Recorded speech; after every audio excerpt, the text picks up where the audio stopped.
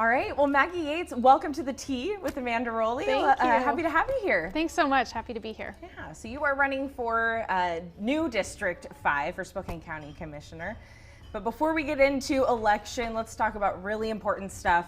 I don't know what tea you decided to select here. Yes, the hard-hitting questions first. Yes. I went with the lemon mint. Nice. And it's nice and hot right now, but I did take a sip. It's very good. Oh, good. Very minty, fresh. Yes, Love it. absolutely. Great. I'm sticking with my iced lavender tea. Very Yeah. good. It looks very refreshing. Yeah. Have you been here before? This is actually my first time. Oh, I'm glad for the excuse. It's a really neat space. Yeah, kind of a hidden gem. Right? Absolutely. Yeah. Well, so Maggie, first of all, why the heck are you running for Spokane County Commissioner? Well, as you know, I worked at the county for almost 4 years managing criminal justice policy, making sure that our local legal system operates fairly, efficiently, and equitably. And so it was really important, challenging work that allowed me to see up close how local government really can improve the quality of life for individuals pretty drastically and immediately. But also it allowed me to see the ways in which I think current county leadership is failing to maximize that potential. And so I'm running because I want to be a part of creating a brighter future here. This isn't a professional or theoretical sort of aspiration. It's really personal for me because I grew up in Spokane. My family's here. It's where I met my husband, where we'll be raising our family. And I just think there's incredible opportunity for us to achieve some real change. Yes, I have to point out, starting your family, congratulations. Yes, thank you. We were talking earlier, I was looking at your campaign website and you couldn't tell, so I'm really happy for you guys. Well, thank you. We're very excited. Yeah, and I hear it's going to be an election baby. Post-election baby, if everything Right. stays to schedule. There So we go. end of November due date. Great, Yeah, thank great. you. Well, let's dive into it. So District 5, it's newly redrawn. Can you tell me what are some important pressing issues in your district? Absolutely. One of the issues that I hear about when I'm canvassing is, first of all, a frustration that our elected local officials are really polarized and unable to come together and work to solve problems collaboratively that are really regional wide. Another big issue is our growth and infrastructure.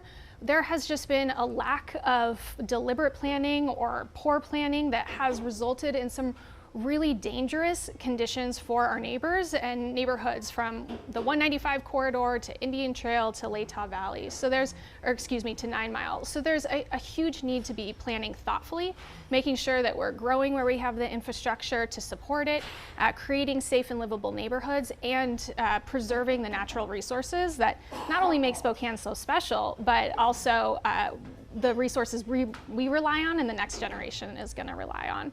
And we really are feeling those growing pains already. I mean, we're probably seeing a bit of a lax approach to it, as you're kind of alluding to there, but we're already seeing Spokane County just grow, inland Northwest really grow and feel those growing pains.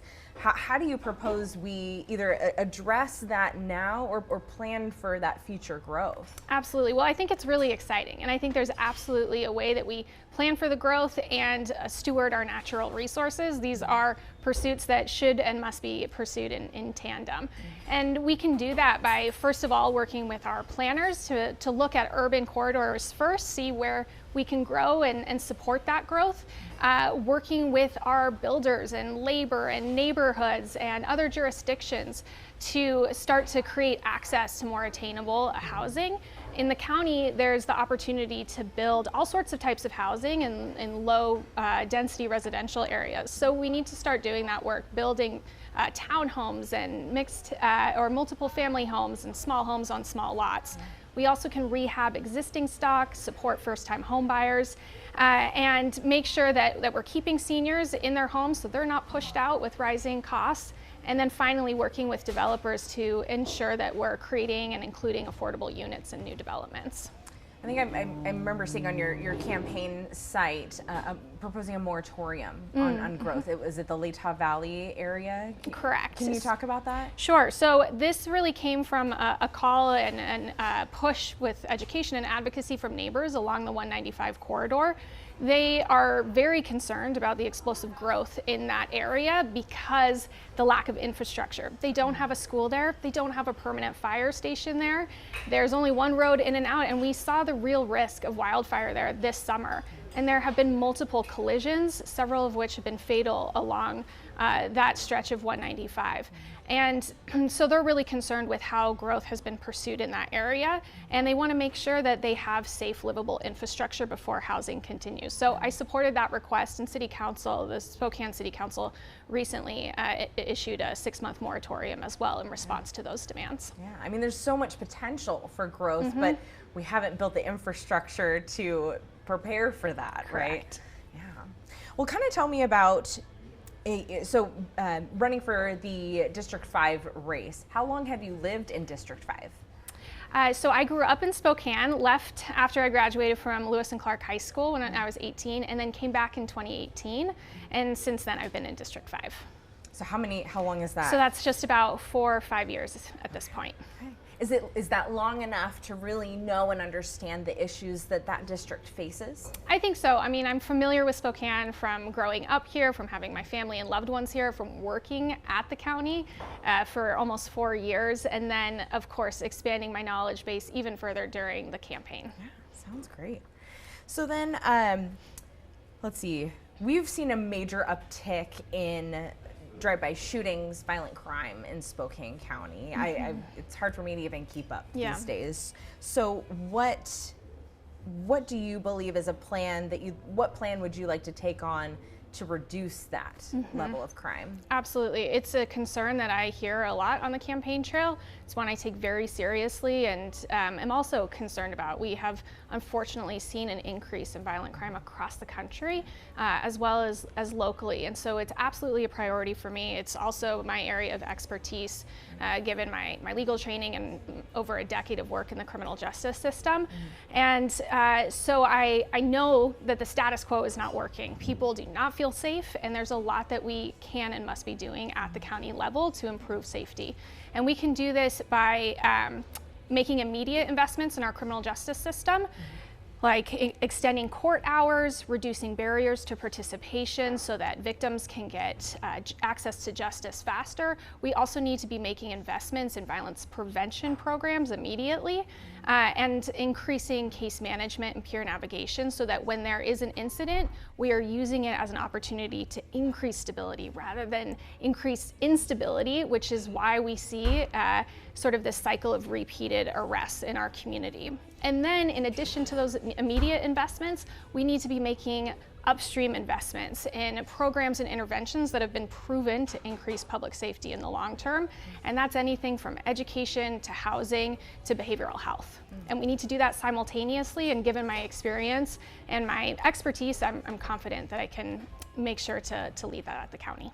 In your previous position, I understand there were certain programs that you're alluding to here that you tried to get up and running, but they weren't successful or they just didn't stick. Can you talk about that? I mean, is this running for county commissioner? I mean, is this an opportunity for you to maybe see these programs go forward? I'm really proud of some of the programs that we were able to implement, including increased data analytics, data transparency, a data dashboard. That helps us understand where the problems begin and how to best address them.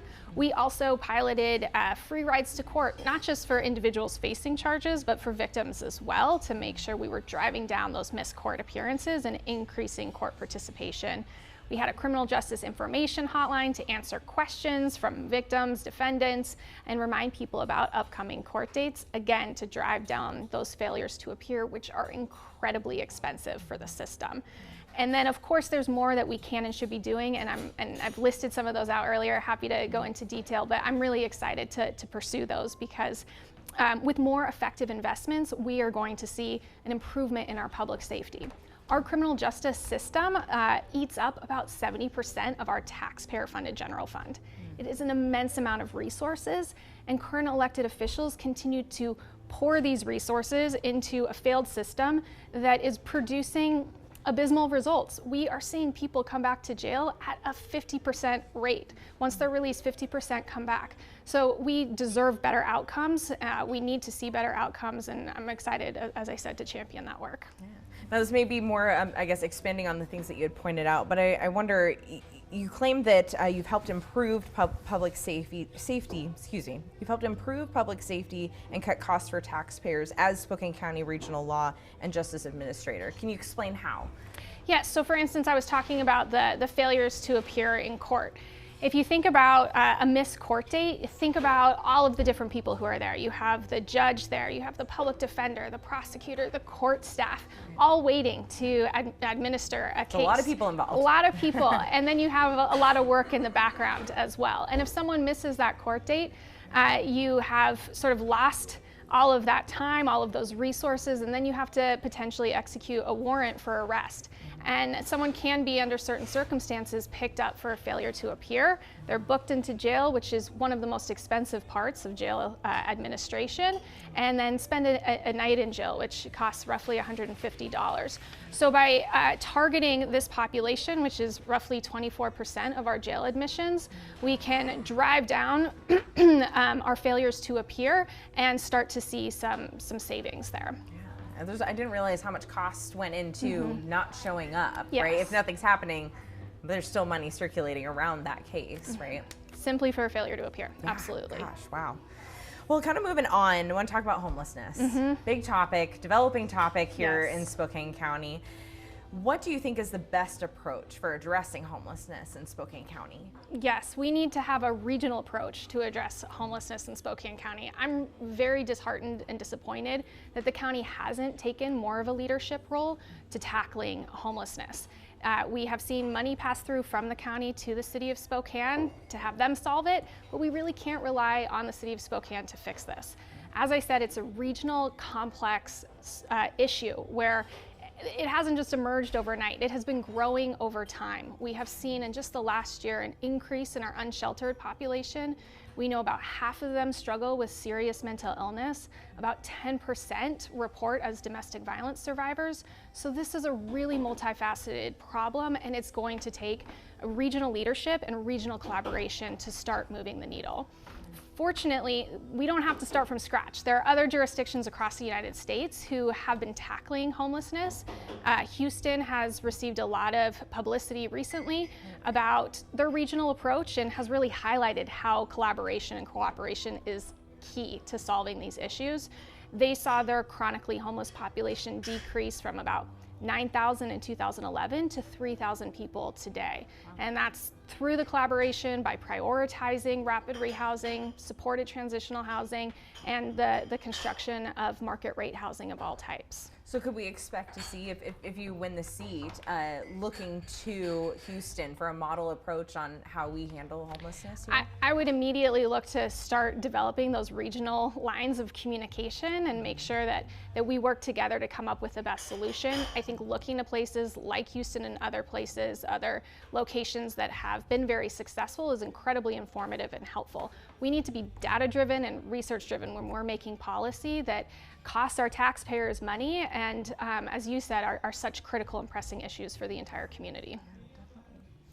Now, we kind of touched on this already, but Spokane County, this is a historic race. We now have 5 commission districts, running for District 5, and I kind of wanted to get your take. What do you think the benefit will be moving forward, now going from 3 to now 5 commission districts?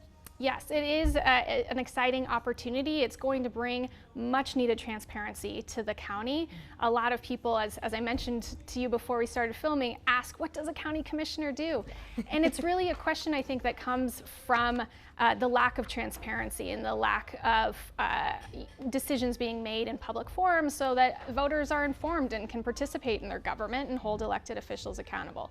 So that's exciting to me. And the other piece that I think is incredibly important is that we are running in our districts in both the primary and the general, and that is really going to force our elected officials to be much more responsive to the needs of our constituents. So those residents along 195 who have been asking for help for years should have a more responsive elected representative. People who have been begging the county for help around the closure of the Euclid Bridge, which has been out of commission for almost 4 years, should receive more responsive representation with the districts as they are. And I could go on and on about the other issues, but that's what I find very exciting. Yeah, big deal moving forward. And I mean, as a journalist, I like that you're talking about transparency. Yeah. Yay. We Good. love transparency. Yep. Well, now looking back, during the primary election, you came out out with more votes in your favor against Republican incumbent Al French. I wanted to get your reaction to that. Were you surprised? I was really pleased. I'm really, really proud of the campaign that we're running and the bipartisan support that we've been able to cultivate. As I said, I hear when I'm out canvassing a real frustration about the inability of our current elected officials to work together and work across party lines to resolve issues. This is critical. We need to be able to talk to one another and creatively problem solve to improve the quality of life for everyone. This is something I was able to do when I was at the county previously in my position as Law and Justice Administrator, and it's something that I will absolutely prioritize as a county commissioner as well. And we could see, so Spokane County Board of Commissioners hasn't had a Democrat on the board for a couple decades, and so we could see our first Democrat in a few decades. So, I mean, are you implying that we could see quite a bit of bipartisan work across party lines if you were to win the race? I absolutely would champion bipartisan solutions and collaborations. It's incredibly important to making sure that we're having sustainable, effective solutions for our community. Working at the county before, one of the best parts of the job was having people from across the system, from across sort of political perspectives and ideologies come together to talk about our criminal justice system. Because even though we saw pieces of it differently or saw solutions differently, we were able to really identify blind spots in our proposals and strengthen them and problem solve through them. And so I got to see in that area how important it is to bring people together with diverse experiences and diverse perspectives. And speaking of bipartisan support, you received an endorsement from Don Harmon, Republican candidate, eliminated from the primary election. When I saw that come out, I thought, wow, okay, we not only have a chance to see a Democrat seated on the board, but now cross-party lines support. So, I mean, was that a surprise to you? I mean, or what do you think that says about moving forward into the general election? I think it says that we're ready to have, again, a more responsive, a more collaborative approach to governance. I'm proud of all of the Republican support that I've received. I've been endorsed by additional Republicans since then and collecting more support, also independents and nonpartisan former elected officials as well. So, yep, as I said, I think it's just an indication that people are ready for a fresh perspective, a fresh way of pursuing change on behalf of our county residents. So Maggie, you have the bipartisan support. You have the primary election results in your favor. Do you think this gives you an edge looking ahead to the general election? I think it's going to be a really tight race. And so we're just continuing to work very hard throughout the campaign to reach voters, share our message, and make sure that we are being as responsive as possible to the voters. I want to move on to talking about our Board of Health. You mentioned wanting to restructure the Spokane County Board of Health by including representation from cities across the counties, and you mentioned as well as physicians and nurses. So how do you plan to do this? Well, there was a change in state law recently, and it was really intended to expand participation and collaboration on the Board of Health, but instead the current county leadership actually consolidated the Board of Health, removed representatives who were previously on the board. So once elected, I would want to pursue a restructure of the board so that it really reflects the spirit of state law, making sure that we have representation from cities across the county, representation from tribes, and a medical doctor and or nurse on the Board of Health as well. I think it's also really important that with the position of the health administrator now opening up, that position is also filled in a transparent and public manner. I mean, we saw quite a bit of back and forth with coming out of the pandemic and the firing of Dr. Bob Lutz and seeing Amelia Clark leaving. I mean, what was your take on that? I mean, that's probably the first time really we saw in recent years a big spotlight on our Board of Health, not just because of the pandemic, but the inner workings. And I guess, what was your take on all of those events? I think it was devastating timing, and I was really concerned about how the termination occurred in the middle of the pandemic. Where transparency, and we need to have trust in our public health institutions, our public institutions during a pandemic, and that was really undermined because of that decision led by the Board of Health and the county commissioners. And so I will do the work, the necessary and the critical work of starting to reestablish trust with our public health experts and our public institutions. I want to dial it down, or spell it out for voters. How do you stand out against your opponent, incumbent Al French? Yes, so I am from Spokane, as I said, so I have a deep personal commitment to the community. I also bring very different perspective and expertise to the role of county commissioner. As I've said, the status quo isn't working. It's not producing the results that our taxpayers and our voters deserve. And so my legal training, my experience in the criminal justice system, which again eats up so much of our county resources, and my commitment to transparent, accountable, and responsive governance is what really sets me apart. Right. We are voting on a new Spokane County Sheriff. We have John Knowles and Wade Nelson up to bat, and I'd like to know how you see your relationship looking with the sheriff's office if you were to win. Yeah, it's critical that county commissioners have strong, productive working relationships with other electeds across the county, including, of course, our sheriff, but not just limited to the sheriff's office as well. So I would want to make sure that I have a strong working relationship with our elected sheriff and other departments related to the criminal justice system, so that we're able to identify what we can do, what investments are necessary to improve our public safety. Taking a step back, you're a lawyer. Tell me a little bit about that experience. I mean, what did it take for you to get where you are today? Help me get to know who's Maggie. What's my path? So, as I said, I graduated from Lewis and Clark, and from there I went to undergraduate at a small school in Minnesota and studied international studies and human rights. I thought I was going to work abroad, but ultimately decided that domestic issues are really where my heart was. And so I went to New Orleans, and I worked for roughly 4 years for the Southern Poverty Law Center and the MacArthur Justice Center, working on civil rights issues. And it was that experience of working with community and legal experts and all sorts of other representatives that prompted me to go to law school. And so I went to UCLA to earn my JD and specialize there in public interest law and policy, really focusing on good governance and good policy. And then I practiced briefly for a legal aid office before the opportunity arose for me to come home, which I eagerly jumped on to serve as law and justice administrator. So you always knew you wanted to come back home? You know, I don't think I knew that when I left when I was 18 years old, but the longer I stayed away and the more places I was able to live in, I realized that Spokane is my home. It's where my family is. It's just incredibly special, and I'm so happy to be back. Well, I think those are all the questions I have. Was there anything else that you wanted to add that we didn't talk about? No, great questions. Yeah, I think you hit all the big ones. Thank you so much. And hopefully you enjoy some of your tea there. I did. It's cooled down. Hopefully, yeah, absolutely. Well, Maggie, it was so nice to get to know you, and good luck on the general election. Thank you so much again for the opportunity.